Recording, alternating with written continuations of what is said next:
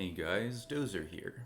Gonna bring you a updated Prism deck tech for the Tales of Aria meta for Tank Prism. So I've been doing a lot of testing and theory crafting over the past week or two to really try and get in the right mindset and headspace for seeing how Prism is going to be able to fare in the upcoming meta.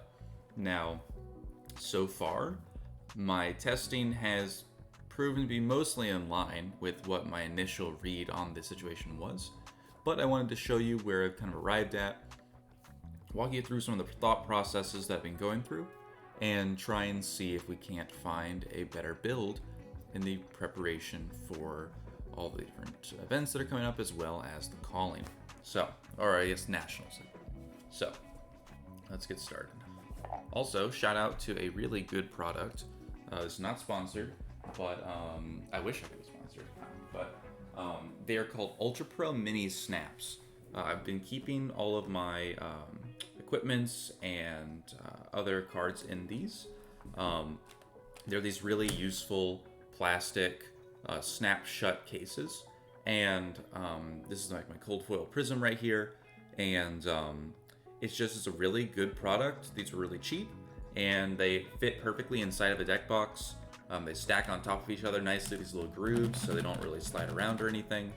And they're big enough to hold multiple things inside of it, so I can have both of my equipments in one of these little cases. So very big recommendation for those. And so yeah, now we've got that out of the way. We can talk about just the starting profile for the deck. So naturally, we'll be playing Prism. We'll be using Luminaris because it is by far the best weapon. It's funny because if Iris of Reality costs 2, or if Iris of Reality costs 3 like it does, or even if it costed 4, and you could use it to create a Spectral Shield that attacks for 4 with Go Again, that would be a very, very usable weapon. Even if it was like a, what would be a fair damage number for that? Even if it made a Spectral Shield that attacked for 2 with Go Again, as a 3 cost, that would be amazing. That'd be incredible. Even if it attacked for 2, that'd be amazing. But we don't have that, so we're gonna use Luminaris. For headpiece, we're gonna use Halo of Illumination. Now, I'm waiting on my foil Null Rune Hood to come in the mail, but I do think on this other slot here, I would run Null Rune Hood, and that's mainly gonna be for the Briar matchup. Past that, we'll run Dreamweavers, because in certain matchups that don't do Arcane, we'll need something that gives us the ability to do something. And the fact that Dreamweavers allows us to kind of use our Phantasm attacks we're not really allowed to use into classes like that can break our stuff. Dreamweavers is still key. And then on the other side, we'll run Null Rune Gloves, because we need that against various decks, like Briar or Chain, for instance. For chess, we'll be running Vestige of Soul. I used to only run Vestige, but I've also been testing out Fyendal Spring Tunic. It has merits, although I've found very few matchups where I want to use Spring Tunic, because especially against Ice, Spring Tunic will rarely get you much value compared to other options, because you really need the extra resources from Vestige to make your Tomes of Divinity playable and to make your Auras playable. And while you can use the one from your Tunic to make up that difference, against Ice, they're going to be very easily able to turn off your Tunic. And so you kind of need these explosive turns when you're not under Frost, when you do have a hand, to be able to do anything at all. So, at least in my testing so far, I feel like Vestige is still the ideal piece in most matchups. You might want to run Tunic in matchups like Chain, where if he's aggroing you down, you're not really having the ability to set up a lot of soul stuff, so that Tunic resource might do more for you there. But otherwise, I think Vestige of Soul is still key for Tank Prism especially. And then obviously we'll just be running Footsteps. Footsteps is basically the best option in all cases for Prism, so that's what we'll be running there. Beyond that, the first thing I wanted to talk about that's really different is the Library of Solana. So I hate this card. I absolutely hate putting this into my deck. And the reason for that is that Library doesn't block, doesn't pitch, and doesn't have go game. So if I wanted to play the library, also you can't draw unless you've put 2 yellows into your pitch this turn. So you need a 3-card hand in order to use this card effectively to get immediate value out of it. And even if you do that, you're not going to Arsenal, right? So you need a 4-card hand to draw 5 in Arsenal to really start being on the offensive. Now, there are so many better things that we can do with a 4-card hand than drop library, Arsenal, pass with like a Spectral Shield. There's so many more things that we can do with that. And if we're doing that, then we're not blocking. So realistically, the only times you're able to get library down is when you've got no pressure really on you and you've got no shields that you want to protect or attack with. You know, if you're in a lull state in the game where, you know, you've got nothing going on, it's better than playing to Genesis, right? It's cheaper. You actually can play it in a 2-card hand. If you weren't going to do anything else anyway, then fine, right? You set it up, and then now for the rest of the game, your opponent has to be threatened by the library. It might have to discard some cards or what have you. But unless you're entering that lull state where you've just gotten all your shields broken and you're on damage control, library is really terrible. And the problem is that library is oftentimes going to lead to the cause of you not being able to keep your shields around because you're forfeiting 3 block and 2 pitch. So you're losing your momentum in order to have a backup plan for losing your momentum. Yeah, I really hate the card. I tracked how many draws I got off of it in a matchup I played against Bravo last night, and I only drew 6 cards over the course of 12 turns. Whether that be because I couldn't get my pitch into my pitch zone fast enough because I had a block to protect my shields, or because I didn't have enough yellows on a turn or enough ways to pay for them. You know, I wasn't able to get that much value out of it over the amount of time that it was out there for the cost. I gave up multiple pings of Spectral Shield damage. I gave up arsenals. I gave up the ability to put on pressure to my opponent just to play this card. And eventually, I did win, but I can't say that I won because of the library. I mean, yeah, it drew me cards, but most of the time, I was having to bend over backwards to keep drawing by pitching yellows that I wanted to play, or arsenal. So I was not very impressed with it, and I really despise running it. So even though I'm including it in this list because it is a one-of that can potentially be very strong in certain matchups, I do not think that library is mandatory at all. I think you could very easily run, honestly, any other card, and you would have as good of a deck as this is. Because I don't even put this in every matchup, and even the matchups I put it in, I don't necessarily want to see it. So now we got that out of the way, we can keep going. Let's just put these away for a moment, make some room. So library, hate it, but it's a card. If you can borrow one from a friend, that's ideal. I would not shell out the money for this card. We'll start out with the stock standard approach here. 3 red prismatic shield. This card is the workhorse of the deck. This card feels amazing to resolve, and it's incredibly powerful. You make 3 spectral shields. If you pitch a yellow first, you can then pitch a blue to follow it up and float 2 resources. This is a really important play for when you are trying to follow up with a Herald on your turn, but you don't want to get popped. So what you can do is you can play this, pitch any yellow card. By the rules of the game, you still have to maintain the pitch. You still have to make up for the pitch value. And so then you pitch a blue, you float 2 extra resources, and then bada bing, you've got 3 shields, you've got go again for Luminaris, and you have enough resources to finish off with a Herald at the end to force your opponent to say, okay, do I block with a 6 attack to pop it? Do I block with 2 cards? Or do I let it go through? Very strong. And because it's so strong, we also run 3 yellow. I'm very big on running 3 yellow prismatics. The fact that it's a yellow lets you pitch it for late game to activate your other effects.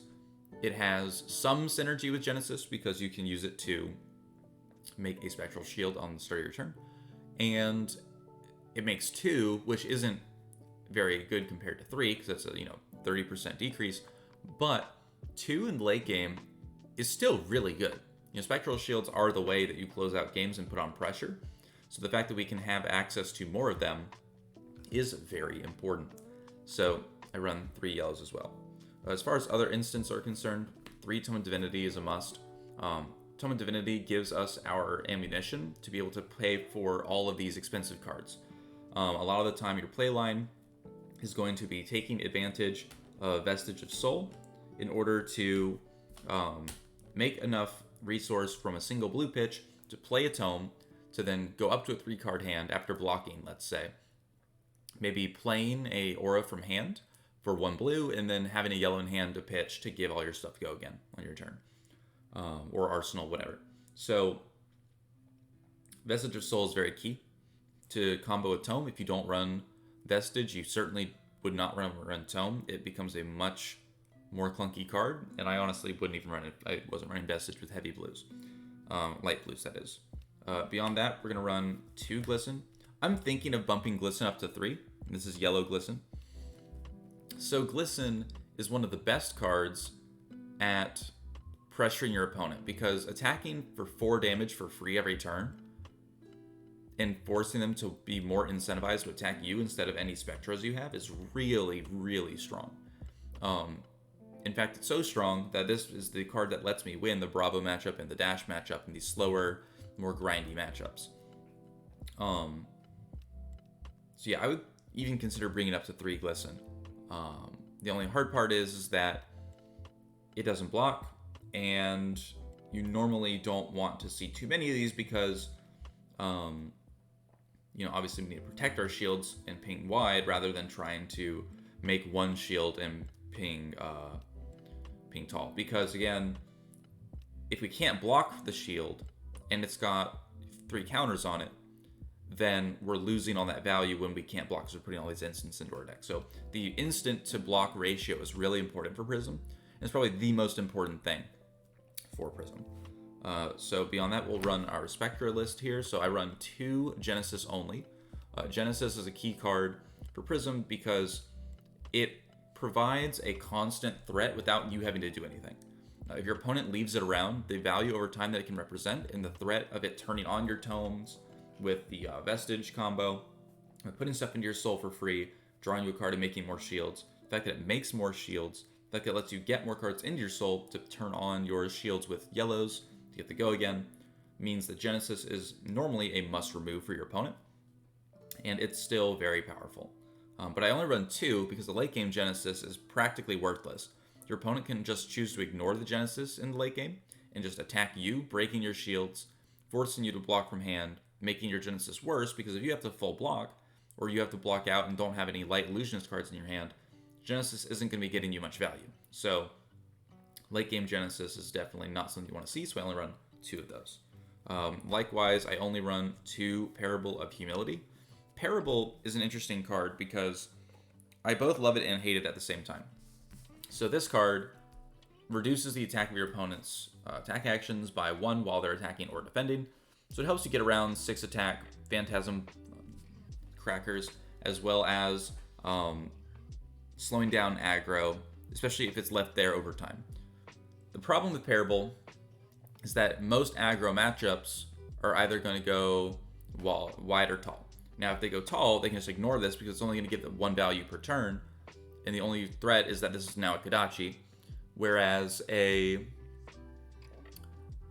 go wide deck is going to be able to go wide all turn and then kill it at the end with minimal investment.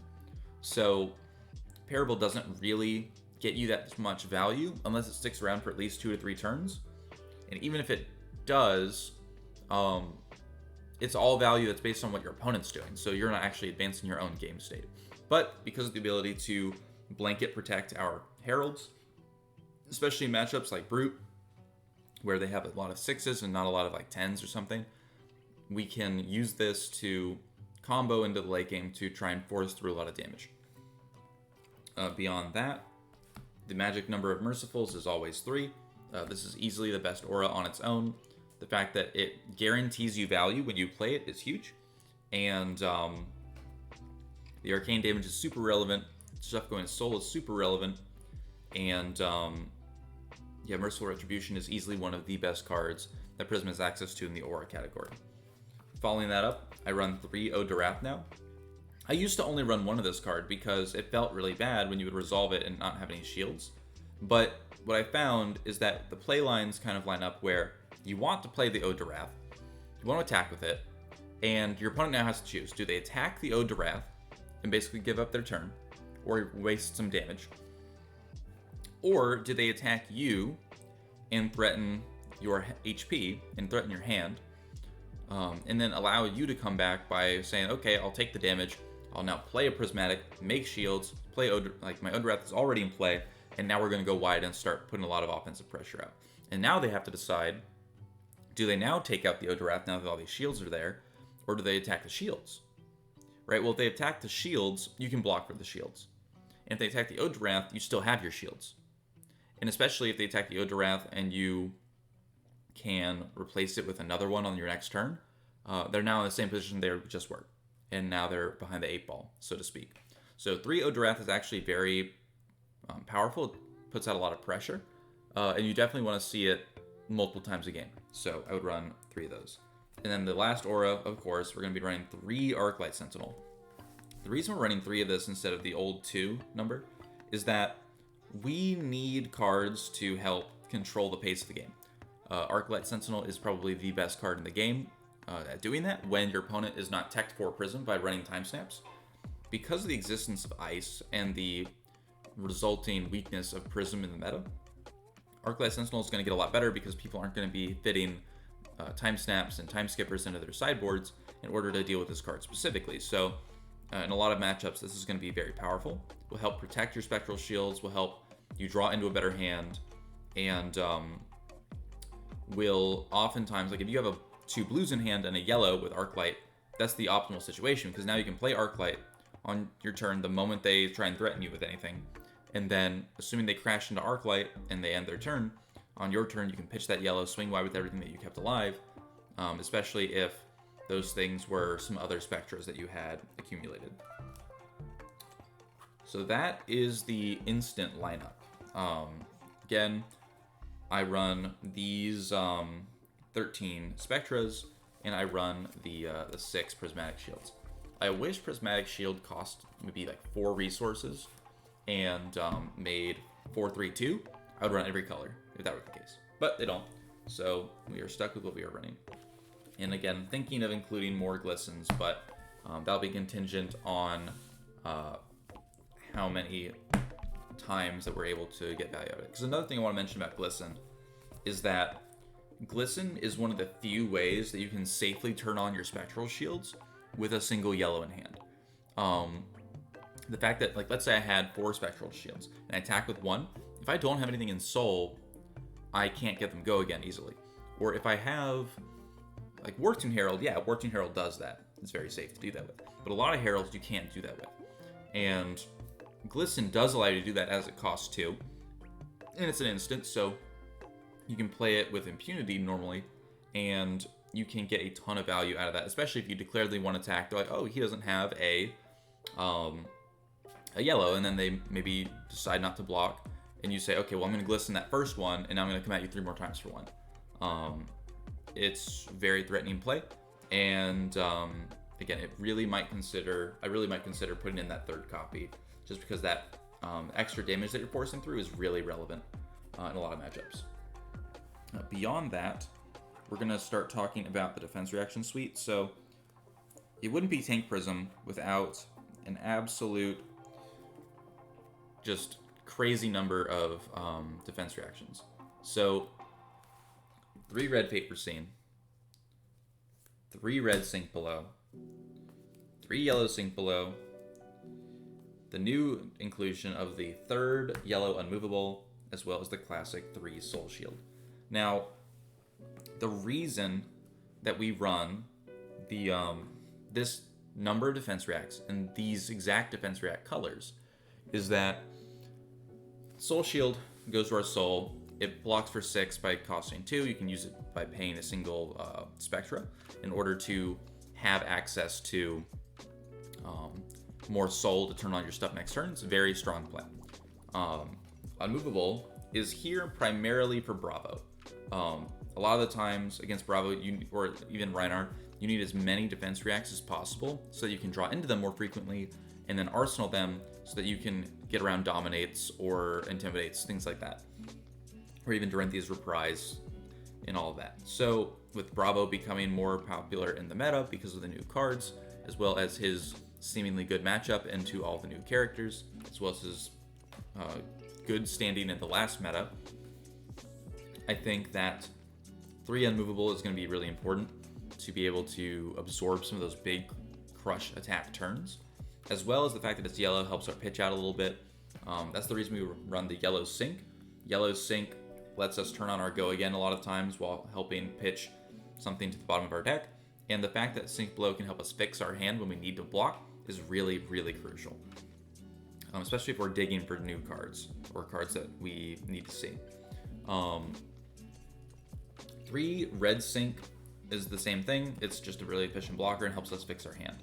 All of these help us fix our hand when we have awkward cards in there. The problem is red Fate Foreseen. So red Fate Foreseen is a good card. You can opt and you can block for 4. But opting 1 isn't very useful in Prism because without the context of knowing what's around those cards, it doesn't really do a lot for you. Now, the only reason I'm running the red Fate Foreseens here is that in matchups like Brute and Guardian, Warrior, you want to see a defense react as often as possible.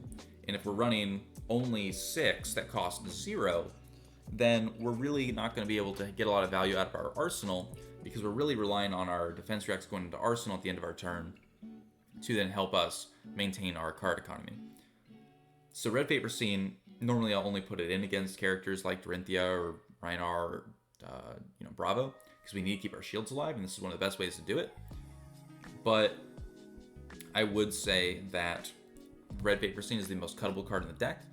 I have thought about replacing it with Yellow Whispers of the Oracle again, because spoiler alert, that card is no longer in the deck.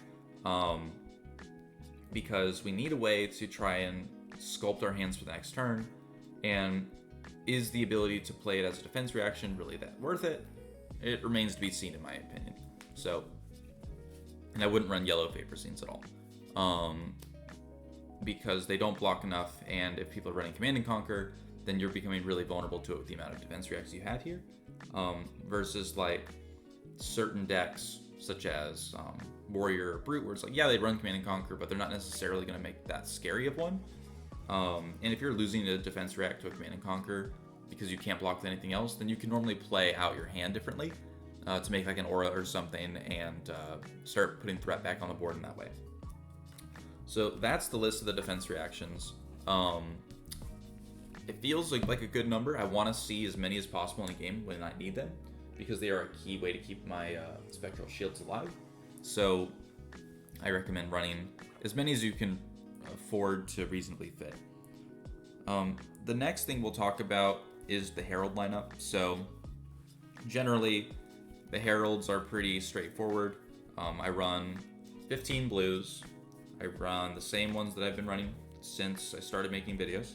We're running 3 blue Wartune, 3 blue Protection, 3 blue Triumph, 3 blue Ravages, and 3 blue Herald Rebirth. So all of these are very important because they allow us to not only block, they allow us to pitch, to do all of our tome shenanigans or aura shenanigans, and if they hit, it's a bonus, honestly. The stat profile on them alone, and the low investment of them being blues to attack with, is very, very good for us. So Wartune Herald is great for pushing through damage, through Phantasm blockers such as Pain with the 1 resource with our footsteps, that's floating to get our action point back, and to then follow that up with a giant wall of spectral shields.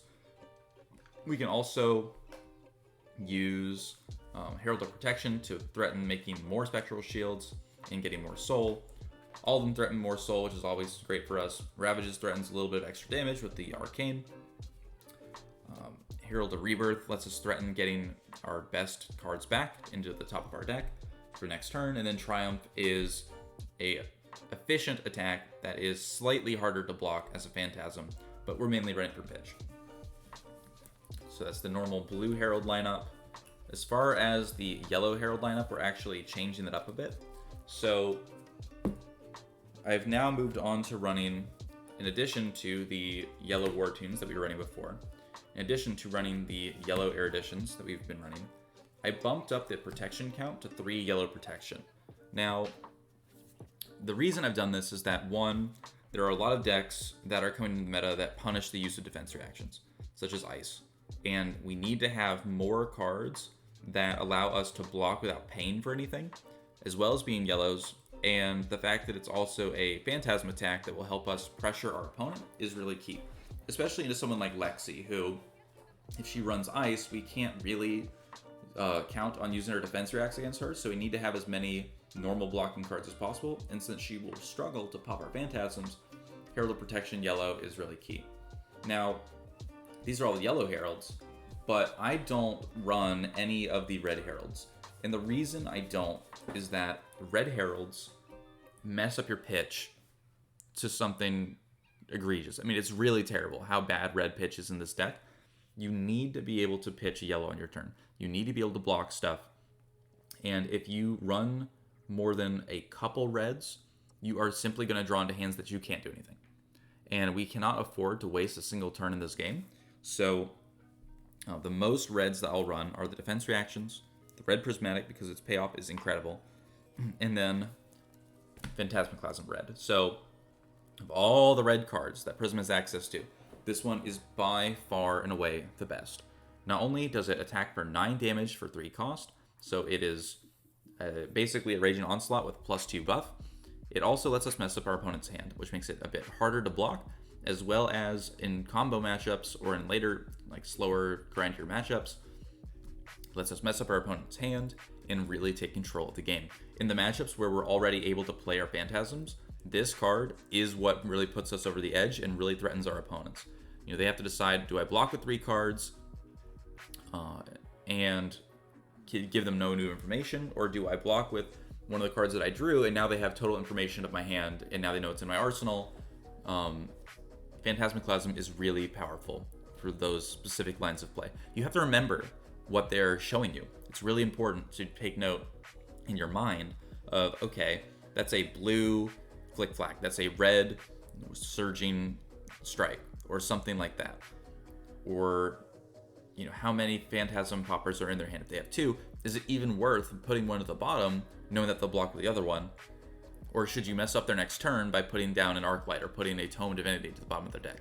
You know, stuff like that is a really skill-expressive way to play this card, and the amount of options this presents to you is really, really powerful as a counterplay card, especially in these slower matchups. Although, unfortunately, I don't run this against Guardian, because against Guardian, they're just going to pop it, and it's really not worth messing with their hand for 3 resources. Even though it blocks 3, it's not a defense react, so I tend not to run Phantasmaclasm against Guardian. We will follow that up with the final couple cards in the deck, those being 3 Celestial Cataclysm and 2 Energy Potions. So notice that I've taken out Raging Onslaught, and I'm not running any other non-illusionist attacks other than Celestial Cataclysm here. I'm not running Remembrance, I'm not running Memorial Ground, I'm not really running anything to help counter Prism anymore. And the reason I'm not is that in my testing so far, I've been able to beat every Prism that I've played with just these Cataclysms as my anti-Prism deck. I have not needed Command and Conquers, I've not needed Raging Onslaughts. I have enough block in my deck to comfortably stop any aggressive pressure that they have on turns that they're putting out a lot of it.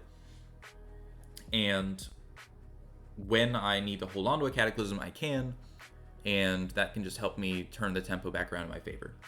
Keep in mind that one of the games that I won against Prism, the guy was able to resolve not only triple Tome early game, but also 2 Eruditions, because of the way that things sequenced out. I couldn't block all of it, and he was able to resolve, again, 3 Tomes, 2 Eruditions, and play down some auras or something, and I was still able to come back.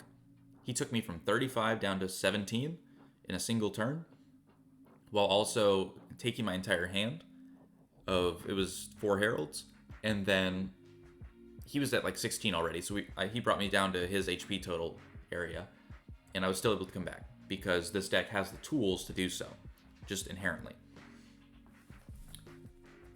Cataclysm. Only need 3. Although, like, if you don't want to run Library, I could definitely see replacing this with a Remembrance and possibly taking out 1 red paper scene and putting in a second Remembrance. That would let you have some flexibility for how you play certain matchups, as well as giving you the ability to put more Cataclysms back into your deck. And then the 2 Energy Potion. So, as you know, I'm really big on Energy Potion for Prism. I think it's one of the best cards that you can fill out your bottom curve with a pitch with. The fact that you can set this up after doing a wide attack turn with all your go-agains means that you never really have to choose between doing this and doing something on your turn, especially if you arsenal this. So if this last card in your hand, well, you can just play it, right? Let's say you have a yellow in your hand, some shields, and the Energy Potion. Well, you just pitch the yellow to activate your shield somehow with like something from Soul, and then you can just play your Energy Potion afterwards. Or even if you can't do that, like let's say you had to attack with a Herald, or you can attack with 1 shield, right? To get some chip damage in. Well, you can just arsenal the Energy Potion and wait for a turn where you can pitch a yellow to then end your turn with the Energy Potion out of Arsenal, and then you can arsenal whatever other card you wanted to. So not only does it allow you to do that, but it lets you do the Prism Exodia combo, which I've explained in more videos, and I think I'll make a separate video that just has that information in it expressly, just to avoid having to repeat it every time. But for those who are uninformed, basically you just have your pitch stacked over the course of a long game, such as against Bravo or Dash or Viserai or something, and you have all your blues, or a large number of blues, near the bottom. You've got your Tome of Divinity. It's in here somewhere. You got your Tome of Divinities spaced out around between them, and then you've got various cards to allow you to capitalize on this triple tome setup. So this is going to be really important against ice because, well, here's my problem with ice while I set this up. So the ice deck, whether it's Oldheim or Lexi, have so many tools that just hard counter Prism. It's honestly revolting. It's really frustrating to deal with. Heart of Ice, specifically, makes all of your cards cost 1 more when played on your opponent's turn, and activated abilities. So, Prism ability costs an extra 1. Halo costs an extra 1. Area Defense React costs an extra 1. Auras cost an extra 1. They can play that for 1 resource, and it puts you in a situation where you cannot afford to do anything other than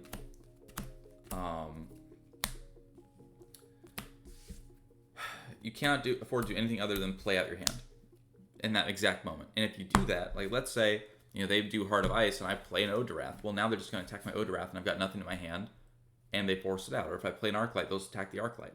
So it's really crippling to play around that card. While also they have access to Expose the Elements. Now, Expose the Elements is a card that simply hard counters Prism, and I'll tell you why. So, Expose the Elements is a blue instant for Earth and Ice fusion, and if it's fused with Ice, you destroy an equipment with 0 defense, unless that person pays 2. Now, normally that's not a big problem for people because, oh, you know, you destroyed my whatever. You paid 2 resources for it. That's fair, right? But Prism has multiple pieces of armor that have 0 defense. Footsteps, Halo, and Dreamweavers. Now, Dreamweavers against Guardian, like, sure, if they destroy your Dreamweavers, fine, whatever, they can have it, right? It's not that big a deal. If they destroy your Halo, that's really painful, but you have the ability to pop Halo in response, to the card being played, and maybe do some tome shenanigans there. But if they destroy your footsteps, especially as Guardian, I really don't see the game as winnable, because you need footsteps to pressure them with your heralds without losing your entire turn. You need footsteps to turn on your shields when you attack with Wartune Herald. And you need footsteps against a lot of decks when they're doing these small breakpoint damage, like salvos, where you can use the footsteps to block with. So, expose the elements. The existence of this card means that you can never tap below 2 resources against ice, or you'll just die.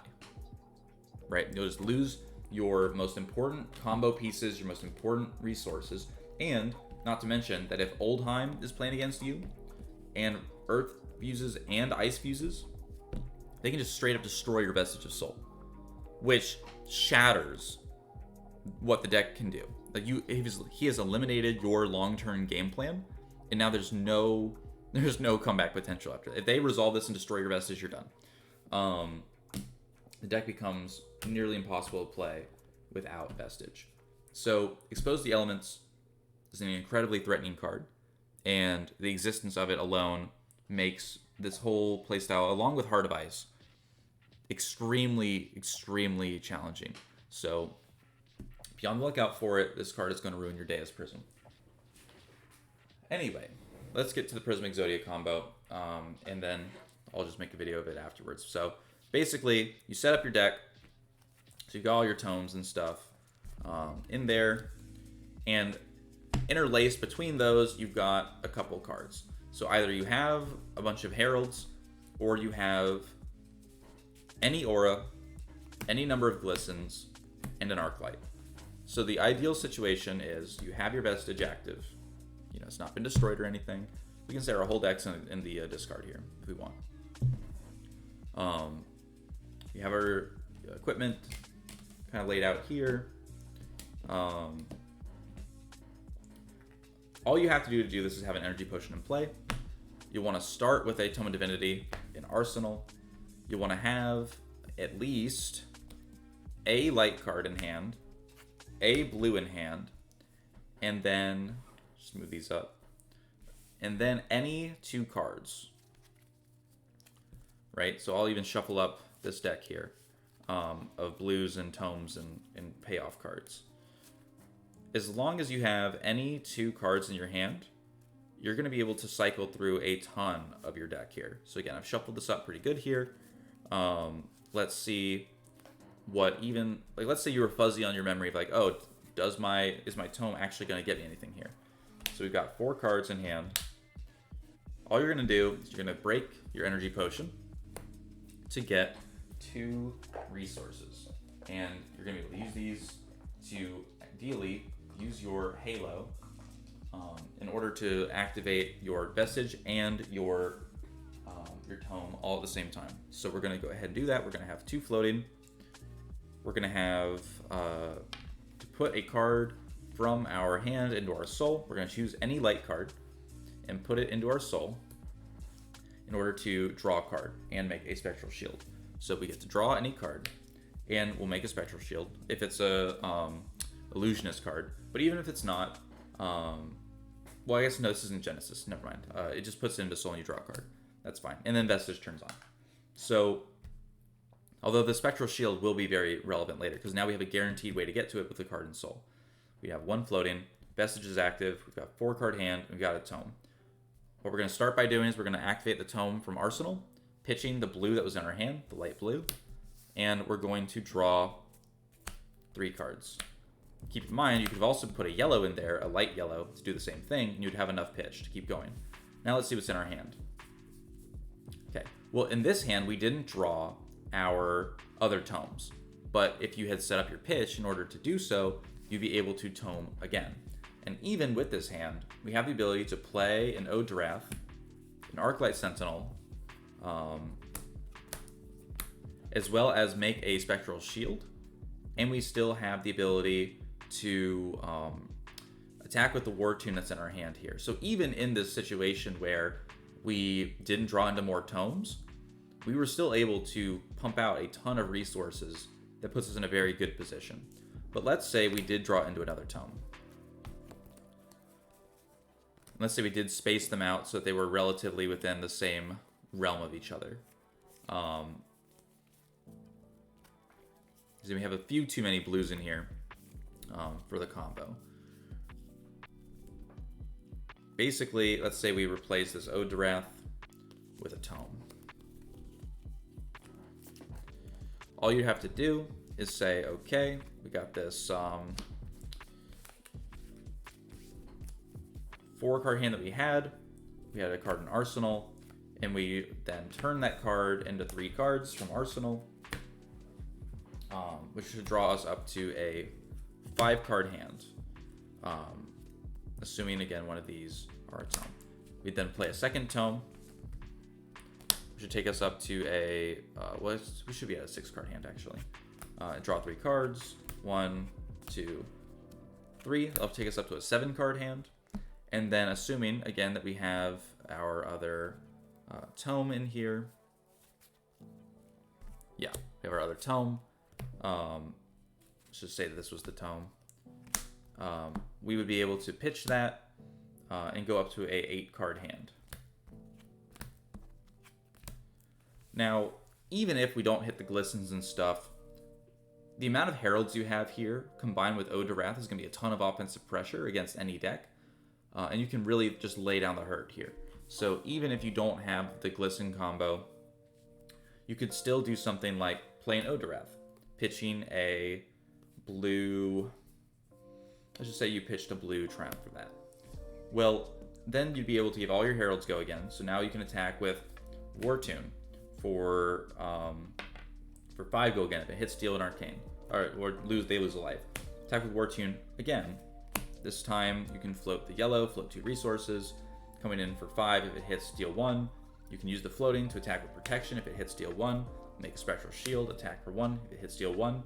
Then you can use your another Triumph in your hand to banish from Soul. Make a second token, attack for 1 if it hits deal 1. Attack with the floating to use protection. Make a third token, attack for 1. And then this turn here is representing 6, 6, 6, 6, 6. So 1, 2, 3, 4, 5 instances of 6. That's 30 damage. 32 damage on this turn. Alternatively, if you know that you're in a slower matchup and you're able to set it up, with that 8-card hand, you could have something like a yellow Aura, a blue Herald.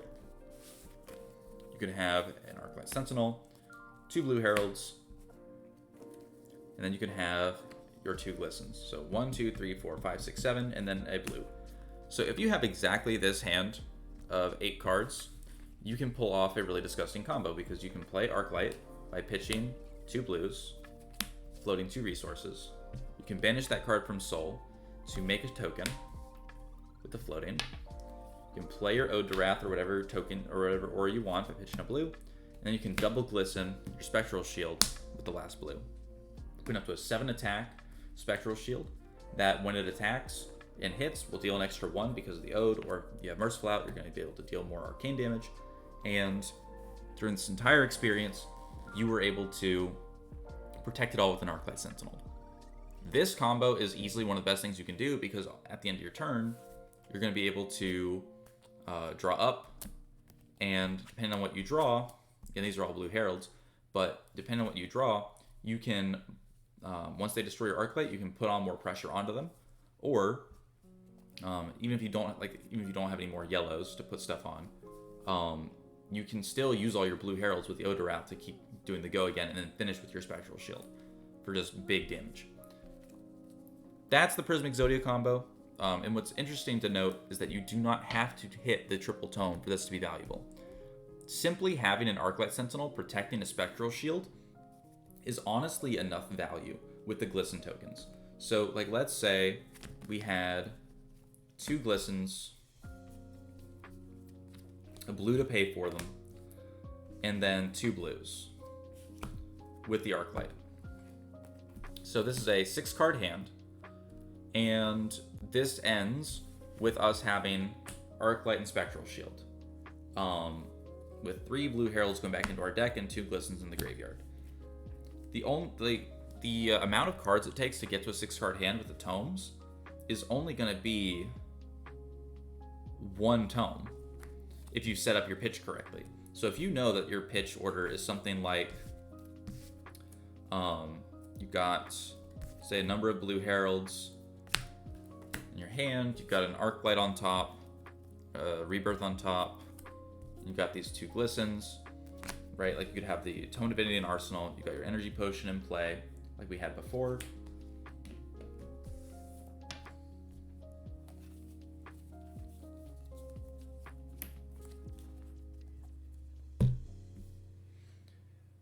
A bunch of blues in hand. Let's say you've got an Arclight in hand, just to make it easy. Like, oh, I see my Arclight or I see my Glisten.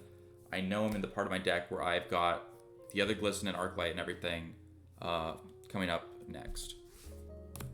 All you have to do is do the same combo, break Energy Potion, get your 2 resources, spend 1 to Halo, put whatever you want into your soul, it doesn't matter necessarily. You draw a card, and then you can pitch a single blue to tome, draw 3 cards. Whatever it is, you can draw another blue.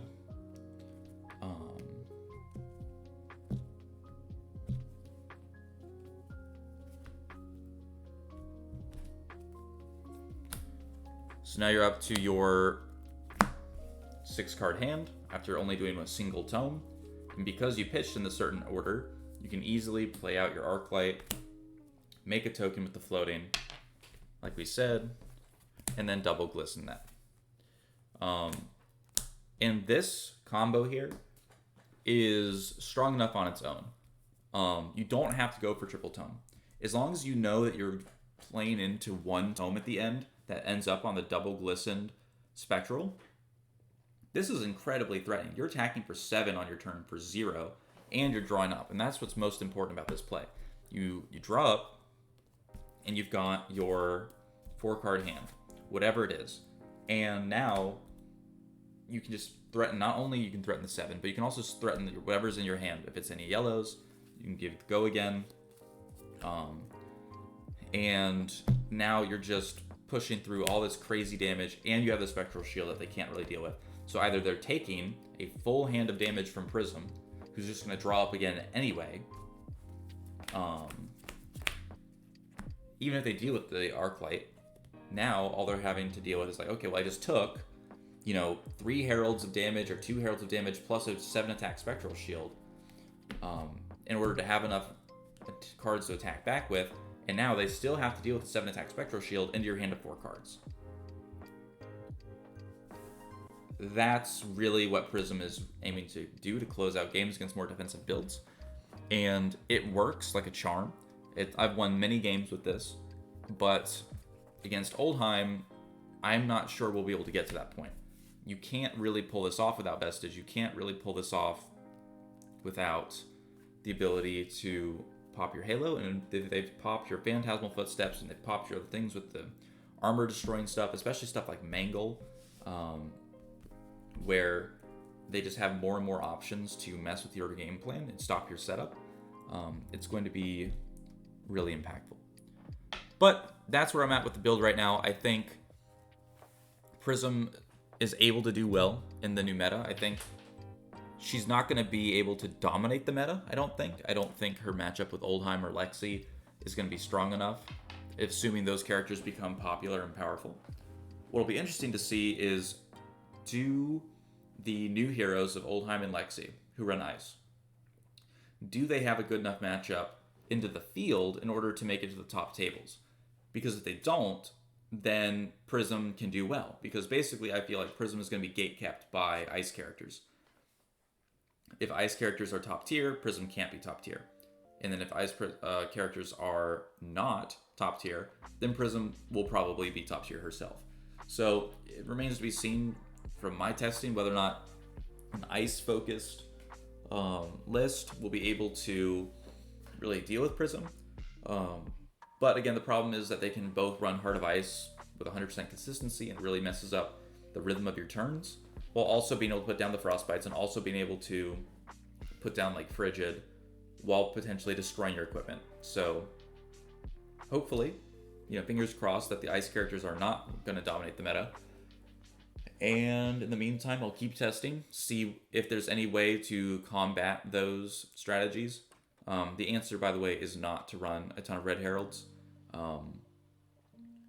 It's just, against Guardian, you can't run them. You have the same problems as the other matchups, except now you've got more problems because now you're relying on bad pitch and relying on very vulnerable attacks. While also, against Lexi or something, I think Lexi's the most beatable between the two of them. I think you definitely can beat Lexi with the tank build. You just have to play a bit more Spectra light and a bit more Phantasm heavy, and just try and race her down and really control her hand. But Oldheim definitely feels like a boogeyman for Prism. Feels like a super hard counter, and we'll see how the meta shakes out.